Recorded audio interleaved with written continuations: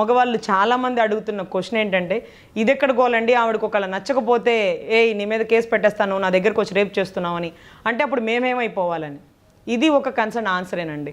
దీని గురించి చాలామంది అడ్వకేట్స్, జెంట్ అడ్వకేట్స్ కానీ లేకపోతే చాలామంది పురుష ఆధిక్య సంఘాలు కొన్ని ఉన్నాయి కదండి, వాళ్ళు భార్య బాధితుల సంఘాలు వాళ్ళు కూడా ట్రోల్ చేశారు. ఏంటంటే అసలే ఉన్న సెక్షన్లు వీళ్ళకి చాలా బలంగా ఉన్నాయండి చట్టాలు. దీనికి తోడు ఇంకా పెళ్ళైన తర్వాత ఇదిగో చూడు బలవంతంగా వాళ్ళ నాన్న ఏదో అమ్మాయి అని చెప్పి పెళ్లి చేస్తాడు. ఈవిడ లోపలికి వచ్చాక గదిలోకి వచ్చాక నువ్వు నన్ను తాకేవంటే నీ మీద కేసు పెట్టేస్తానని అనుకోండి. ఇప్పుడు ఇరుక్కుపోవడానికి అన్ని రకాల ద్వారాలు మూసేసిన పరిస్థితి.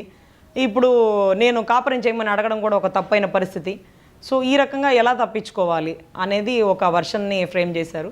తర్వాత 497 అడల్టరీ స్ట్రక్ డౌన్ చేయడం వల్ల అంటే ఆడవాళ్ళకి భార్యలకు ఒక రకమైన స్వేచ్ఛ వచ్చిందండి. దానివల్ల ఏంటంటే ఒక వివాహిత స్త్రీ తన భర్తతో కాకుండా ఇల్లీగల్ సంబంధాలు పెట్టుకున్నప్పటికీ అది తప్పు కింద కన్సిడర్ చేయరు. అంటే అది తప్పు కాదు, ఆవిడకి ఫ్రీ సెక్స్ అనమాట. ఒకప్పుడు ఒక లాడ్జ్లు మనం చెక్ చేస్తున్నప్పుడు మీరిద్దరు భార్యాభర్త చూపించండి ఆధార్ కార్డులు, మీరిద్దరు భార్యాభర్త అని ప్రూఫ్ ఏంటి? అవును కాదు, మేమిద్దరం భార్యాభర్తలు కాదు, కానీ నేను పెళ్ళైన ఆడదాన్ని, నాకు ఇష్టమైన వ్యక్తితో నాకు ఉండే స్వేచ్ఛని న్యాయస్థానాలు కల్పించినాయి, చట్టాలు కల్పించినాయి, నువ్వెవరు అడగడానికి అని అడిగే స్థాయికి వెళ్ళిపోయారండి. దీనివల్ల చాలామంది కుటుంబాలు విడాకుల స్థాయికి వస్తున్నాయి, మనస్పర్ధలు ఎదురవుతున్నాయి. సో ఇటువంటి టైంలో పోలీసులు కూడా అంతకుముందు హోటల్స్ చెక్ చేసేవాళ్ళు, ఇప్పుడు చెక్ చేయడం మానేశారు.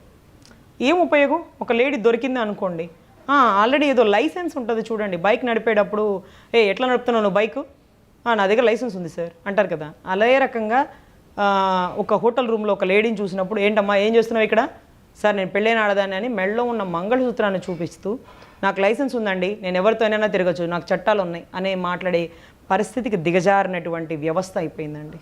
సో ఇదే ఒక దారుణమైన వ్యవస్థ అనుకుంటే ఇంకా దిగజారి ఈ మ్యారిటల్ రేప్ ఏదైతే వచ్చిందో దీనివల్ల మళ్ళీ మగవాళ్ళని ఇంకా కూడా ఇబ్బంది పెట్టే పరిస్థితులు 100% ఎదుర్కొంటారండి. ఎందుకంటే ఇది నీతికి న్యాయానికి నిలబడే ఆడవాళ్ళకి సెక్యూరిటీ అవ్వచ్చు, కానీ మగవాళ్ళ జీవితాలు నాశనం చేయాలి అనే ఆడవాళ్ళకి ఇంకొంచెం బలం పెరిగిందండి. ఇప్పటి వరకు 498 వేస్తూ ఇబ్బంది పెడుతుంటారు. ఇక వాళ్ళకి వద్దనిపించినప్పుడు బలవంతంగా నన్ను రేప్ చేస్తున్నాడు నా భర్త, నన్ను ఇలా చేస్తున్నాడు అలా చేస్తున్నాడు, అది ఇంకొక కేసు అయిపోతుంది. సో ఈ రకంగా వాళ్ళు చాలా అంటే ఇప్పుడు నా భర్త నాతో చేయడం, ఆమెని నేను శారీరకంగా దగ్గరవు అంటే అదొక తప్పు, ఆవిడ మాత్రం నాతో తప్ప ఆవిడ నచ్చిన వాడితో శారీరకంగా దగ్గర అవ్వచ్చు. ఇదెక్కడ చట్టం అండి? ఇంకా మగవాళ్ళు బ్రతకాలా వద్దా?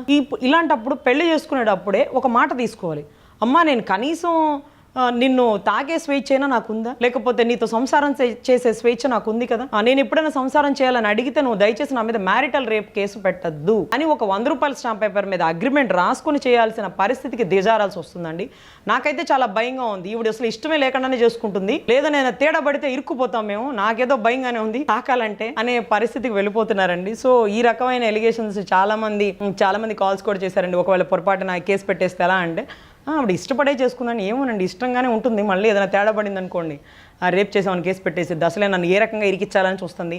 ఈ టైంలో ఈ జడ్జిమెంట్ ఒకటి ముద్రస్టప్ జడ్జిమెంట్ దాపరిచ్చింది నా కర్మకి, నేను ఎట్లా మేడం మరి చెయ్యాలా వద్దా, అడిగేస్తే ఓపెన్గా పోతుందేమో అనే ఒక డౌట్స్ చాలామంది అరెస్ట్ చేశారు.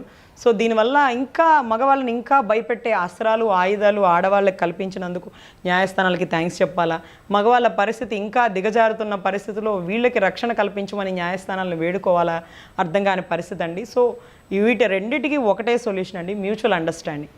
ఈ మ్యారిటల్ రేపు కానీ లేకపోతే ఈ 497 అడల్టరీ స్ట్రక్ డౌన్ చేసేసిన అంటే మందు విచ్చలవిడిగా తాగమని చెప్పినా అందరూ తాగట్లేదు కదండి.